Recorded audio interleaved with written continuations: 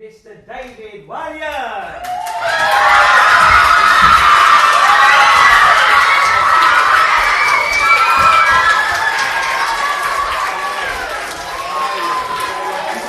Okay, let's go to our man there. Hello, mate. What's your name? Yeah. What inspired Hello, Hi, Robert. Robert. What inspired you to write your book? What inspired me? Well, I'd been doing quite a rude television show for adults called Little Britain. Has anyone seen that?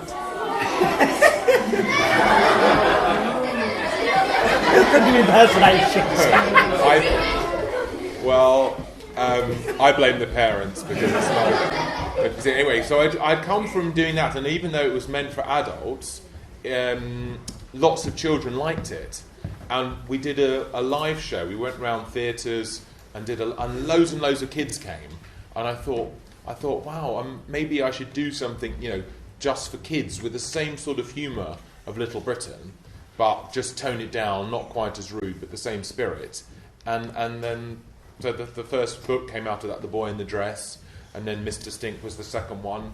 And I realised the more you wrote, the more kids got into what you were writing, and more they started anticipating the next book.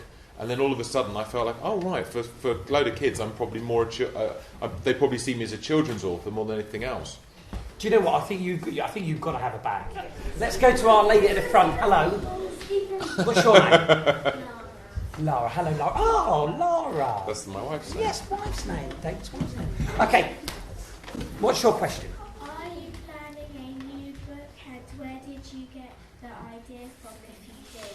Well, I think it's like, because lots of people ask me, where do you get your ideas from? But all of us dream, right? When you go to bed at night, you have dreams. And you wake up in the morning and you think, wow, I can't believe that dream. This was happening and that was happening. And, my dad was made of custard and there was an egg flying through the air or whatever it is. And then the same people say to me, oh, I can't think of ideas for a story. And it's like everyone can think of ideas because everyone can dream.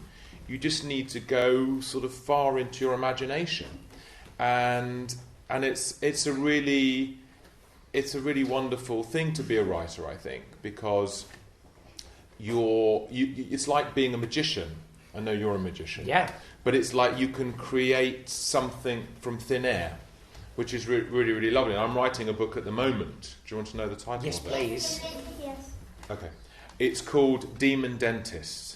And it's about an evil dentist who takes out children's teeth, whether they need to be taken out or not. Really evil. But I had a lot of pleasure dreaming up really such a dark story. That's the fact that even the adults are going. But this boy here, I know you've been itching to ask a question, so we must do this. What's your name? Hi, you Darrell. Go on, what would you like to ask? Can you tell us some funny jokes? Oh.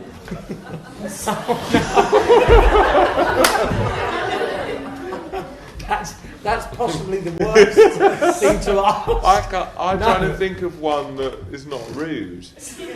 I'm going to read a little bit from Gangster Granny.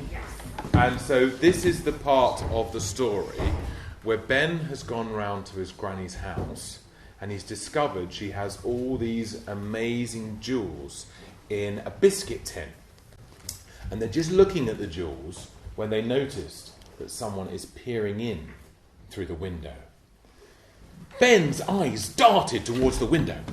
For a brief moment, he saw a dark figure wearing a strange hat peer through the dirty glass and then quickly disappear out of view. There was a man peering in at the window, said Ben breathlessly. I know, said Granny. I told you not to look. Shall I go out and see who it was? Said Ben, trying to hide the fact that he was more than a little frightened. Really, he wanted Granny to go out and see who it was. Oh, I bet it was my nosy neighbour, Mr. Parker. He lives at number 7. He always wears a pork pie hat and he keeps spying on me. Why? Asked Ben. Granny shrugged. I don't know. I imagine he has a rather cold head or something. What? Said Ben. No, not his hat. I mean, why does he keep spying on you? Oh, he's a retired major, and now he runs the neighbourhood watch scheme in Grey Close. What's neighbourhood watch? Asked Ben. There's a group of local people who keep an eye out for burglars. But Mr. Parker just uses it as an excuse to spy on everyone. The nosy old git. I often come back from the supermarket with my bag of cabbages and see he's hiding behind his net curtain spying on me with a pair of binoculars. Is he suspicious about you? Said Ben, more than a little panicked. He didn't want to be thrown in jail for aiding and abetting a criminal. He didn't really know what abetting meant, actually, but he knew it was a crime, and he knew he was too young for prison. Oh, he's suspicious about everyone. We have to keep an eye out for him, young lad. The man is a menace. Ben went over to the window and peered out. He couldn't see anyone. Bring! Ben's heart missed a beat. It was only the doorbell, but if they let Mr. Parker inside, he would see all the evidence the police would need to send Ben and his granny straight to prison. Don't answer it, said Ben, as he ran to the middle of the room and started stuffing all the jewels back in the tin as quickly as he could. What do you mean, don't answer it? He knows I'm at home. He just saw us through the window. You answer the door and I will hide the jewels. Me? Yes, you. Hurry. Bring! This ring was more insistent. Mr. Parker had left his finger on the buzzer for even longer. Ben took a deep breath and walked calmly through the hall to the front door. He opened it. Outside stood a man in a very silly hat. Yes, said Ben in a squeaky high voice. Can I help you? Mr. Parker put his foot inside the bungalow so the front door couldn't be closed on him. Who are you? He barked nasally. He had a very big nose, which made him seem even nosier than he was, and he already seemed extremely nosy. Because he had a big nose, he also had a very nasal voice, which made everything he said, however serious, seem a little bit absurd. But his eyes shone red, like a demon. I'm Granny's friend, spluttered Ben. Why did I say that? He thought. In truth, he was in a terrible panic, and his tongue was running away with him. Friend? Snarled Mr. Parker, pushing open the front door. He was stronger than Ben, and soon forced his way inside. I mean, grandson, Mr. Parker, sir, said Ben, retreating back towards the living room. Why are you lying to me? He said, taking several paces forward as Ben took several paces back. It was as if they were dancing the tango. I'm not lying, cried Ben. They reached the living room door. You can't go in there, yelled Ben, thinking of the jewels still scattered all over the carpet. Why not? Because Granny is doing her naked yoga. Ben needed a dramatic excuse to stop Mr. Parker barging through the door and seeing the jewels. He was pretty sure he'd hit the jackpot as Mr. Parker paused and furrowed his brow.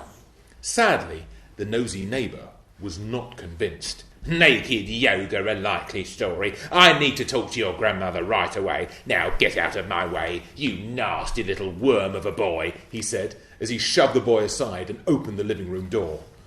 Granny must have heard Ben through the door, because when Mr. Parker burst into the room, she was standing in her bra and knickers in tree pose. Mr. Parker, do you mind? said Granny, in mock horror that he had seen her in a state of undress. Mr. Parker's eyes spun around the room. He didn't know where to look, so he fixed his glare on the now bare carpet. Excuse me, madam, but I need to ask you, where are those jewels I saw a moment ago? Ben spied the biscuit tin poking out from behind the sofa. Surreptitiously, he edged it out of view with his foot. What jewels, Mr. Parker? Have you been spying on me again? Demanded Granny, still in her underwear. Well, I had good reason. I was suspicious when I saw a young gentleman enter your property. I thought he might be a burglar. I let him in through the front door. Well, he might have been a very charming burglar. He might have weaseled his way into your confidence. He's me grandson. He stays every Friday night. Aha! But it's not Friday night. So you can see why my suspicions were raised. And as head of Grey Close's neighbourhood watch, I must report anything suspicious I see to the police. I've got a good mind to report you to the police, Mr. Parker, said Ben. Granny looked at him curiously. Whatever for? Said the man. His eyes narrowed. They were now so red, it was like there was a fire in his brain. For For spying on old ladies in their underwear, said Ben triumphantly. Granny winked at Ben. Well, she was fully clothed when I looked through the window. That's what they all say.